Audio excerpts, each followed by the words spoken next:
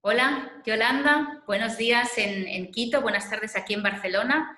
Muchísimas gracias, Yolanda Cacabatze, por haber aceptado participar en estos diálogos desde casa que estamos haciendo a raíz de la pandemia.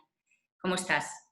Muy bien, gracias Marta, y feliz de estar contigo y de poder conversar sobre América Latina.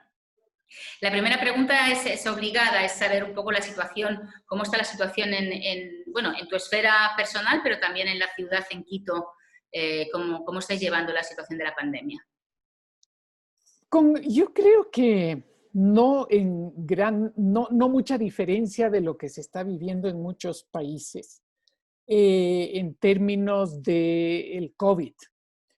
El problema de Ecuador es que junto al COVID estamos sufriendo, y pongo la palabra entre comillas, estamos sufriendo el principio de una campaña electoral. Y Mm. eso complica siempre, ¿no es cierto? Donde empiezan a trabajarse intereses partidarios, políticos, politiqueros, que hacen mucho daño, sobre todo cuando necesitas enfocarte en crear una propuesta para qué vamos a hacer después de este virus. Una vez que tengamos controlado alguna de las variantes de esta epidemia, tenemos que empezar a trabajar en la reconstrucción del país, en lo que yo y un grupo de amigos latinoamericanos llamamos el renacimiento de nuestros países y del continente. Mm. Nosotros hemos leído que el COVID también ha llegado a las Islas Galápagos. No sé si se ha confirmado y no sé si nos puedes contar un poco cómo puede afectar esto a un lugar que es patrimonio de la UNESCO y además también un referente internacional en turismo sostenible, ¿no? O sea, ¿cómo está afectando? Claro, claro. Llegó a las Galápagos.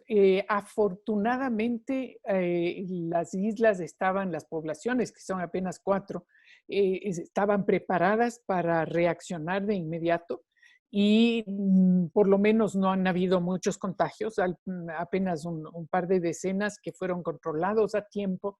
No se permite el viaje a las Galápagos si no has recibido información sobre la posibilidad de que tú seas un portador, con todos los exámenes.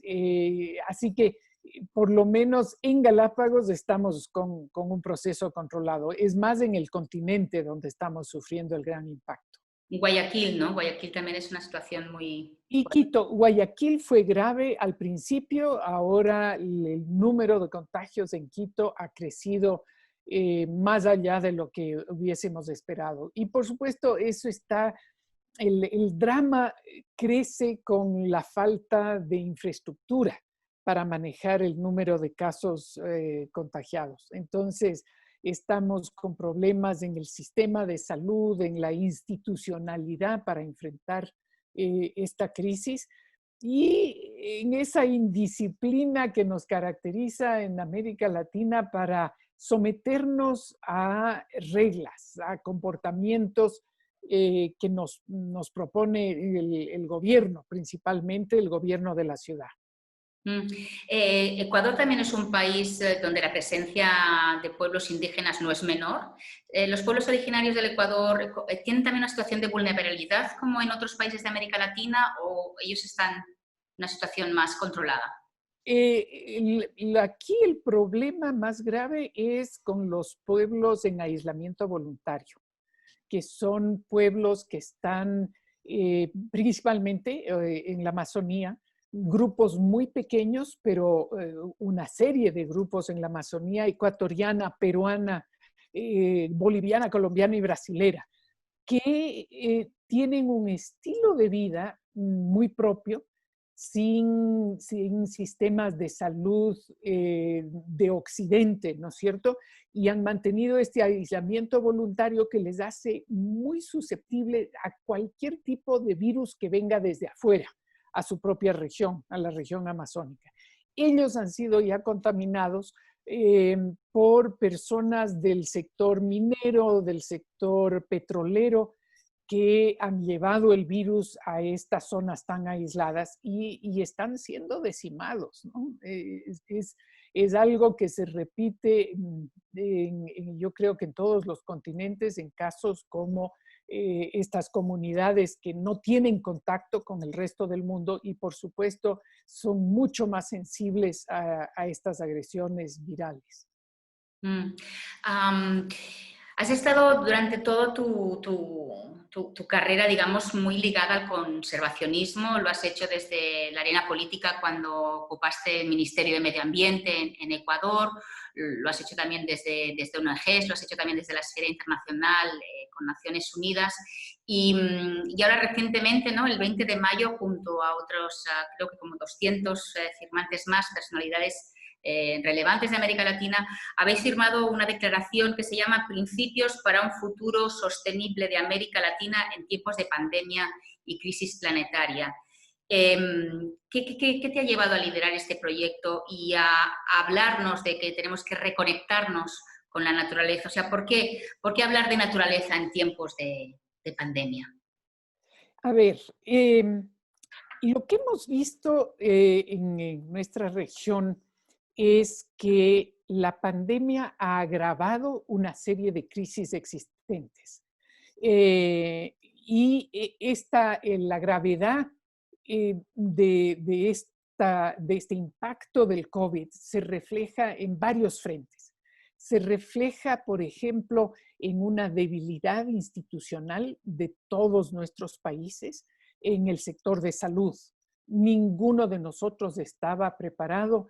Lo que hemos visto es una situación donde no sabíamos cómo responder, las instituciones no estaban preparadas, los hospitales no estaban listos para recibir una cantidad de enfermos creciente y permanente, y que el Estado en general, el gobierno, no tiene estrategias para medir el riesgo ni para responder a los riesgos.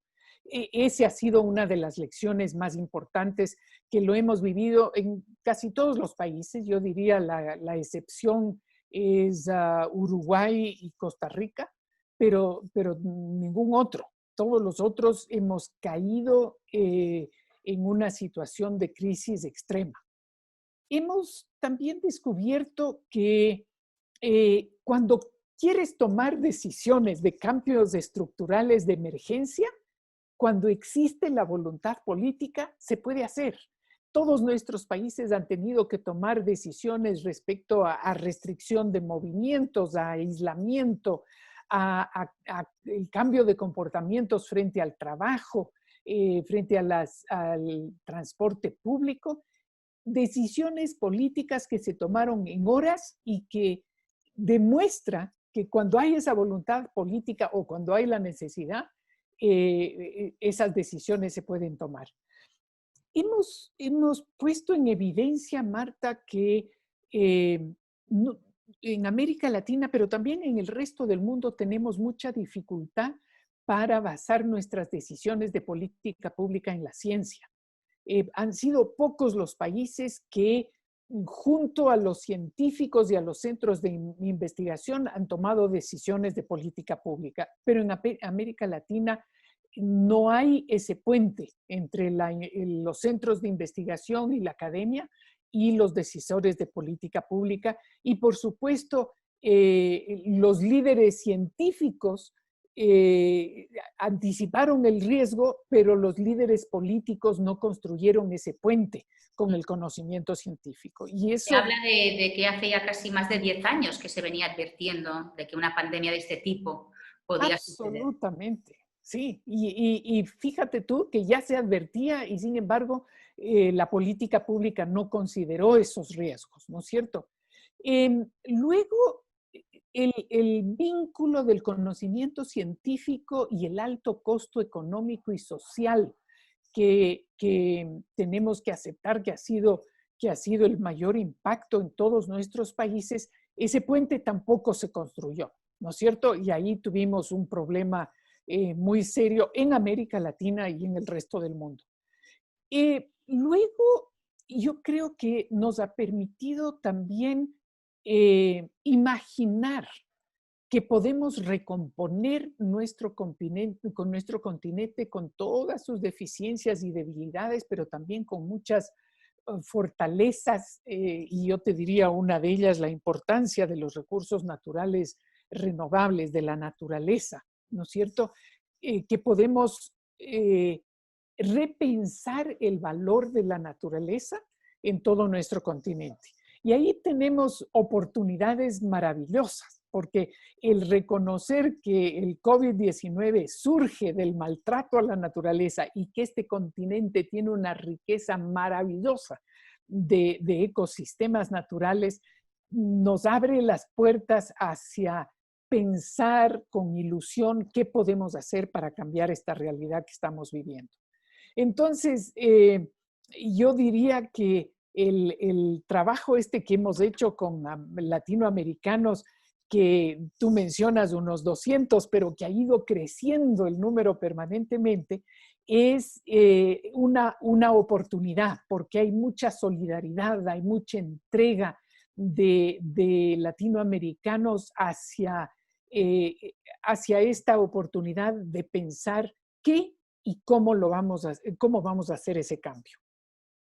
Lo que también es verdad es que, digamos que han habido muchas, se ha hablado de muchas conspiraciones, ¿no? Detrás de esta pandemia, ¿no? Hay muchas teorías conspiranoicas, pero poca gente habla del cambio climático como la gran conspiración de la humanidad contra la humanidad misma, ¿no? De alguna manera. Sí, sí, sí, sí. Y yo diría que lo más penoso de todas estas lecciones es reconocer que esta crisis que estamos viviendo de este virus del COVID-19 es pequeño comparado con las amenazas que tenemos de cambio climático.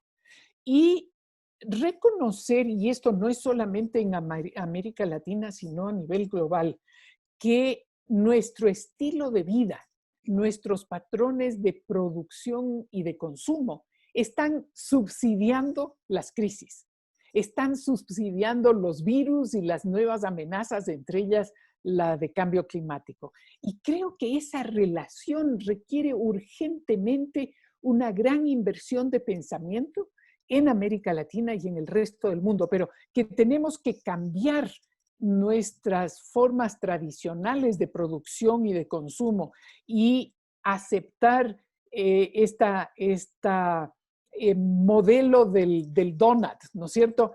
En el círculo interno están las necesidades de la humanidad, en el círculo externo están los límites del planeta. Y si no aceptamos esta teoría del donut y empezamos a reducir estos incontrolables formas de consumo de los recursos naturales, pues el próximo virus está a la vuelta de la esquina, está muy cerca.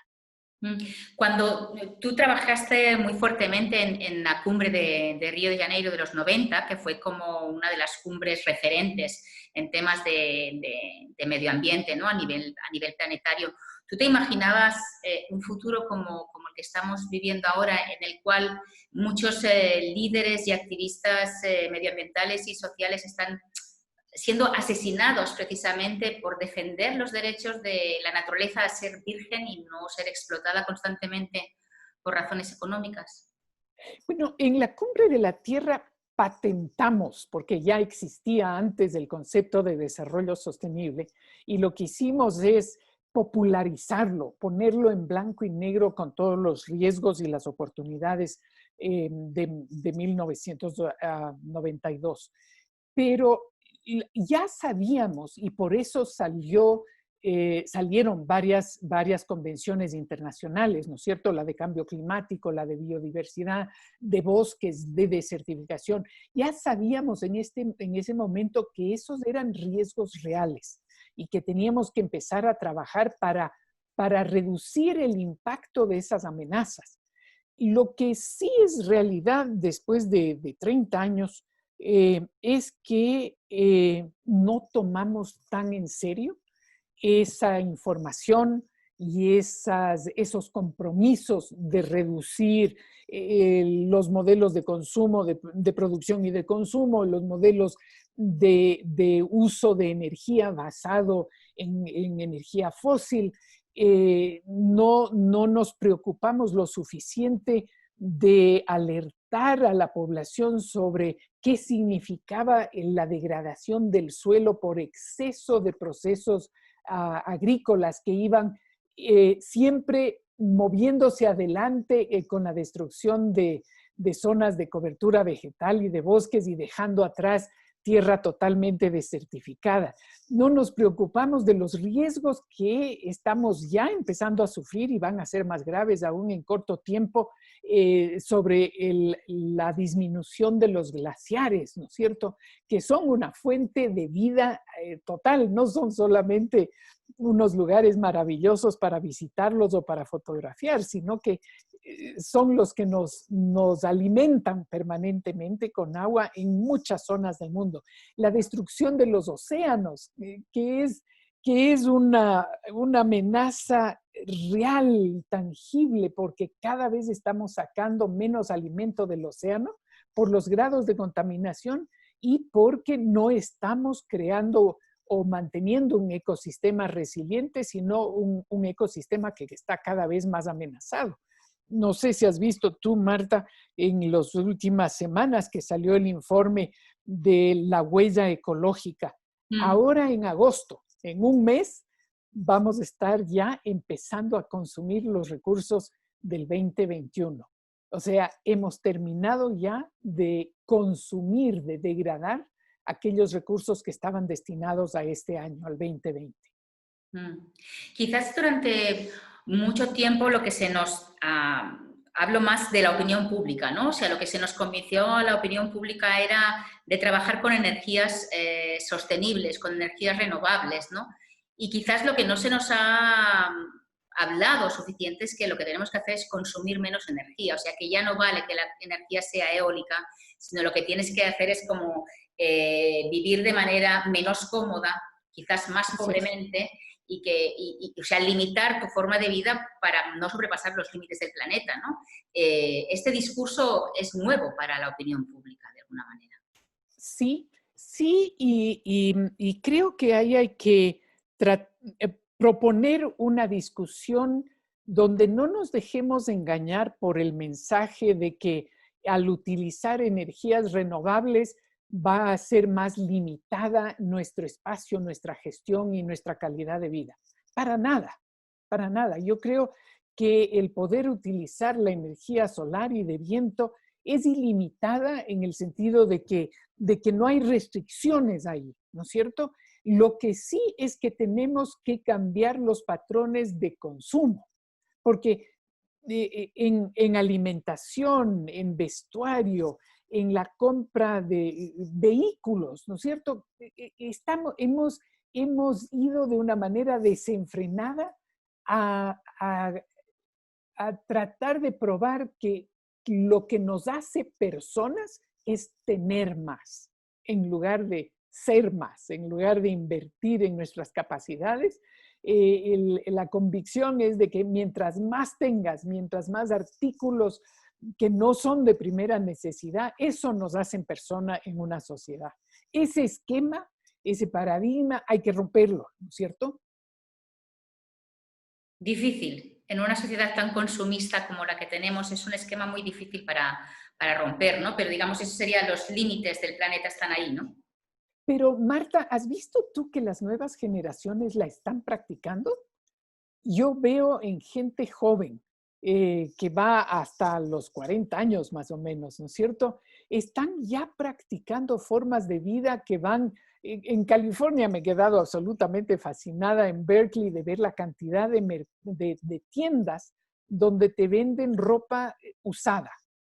Aquella ropa que nunca te pusiste, que la compraste y al final decidiste que no la querías, vas y entregas en este almacén. O que te compraste para usar una sola vez, vas y entregas en estos almacenes. O que decides que para qué quieres 20 pantalones, ¿no es cierto? O 20 camisas cuando puedes vivir bien. Y creo que esta crisis nos ha enseñado que podemos vivir con 5 camisas, ¿no es cierto?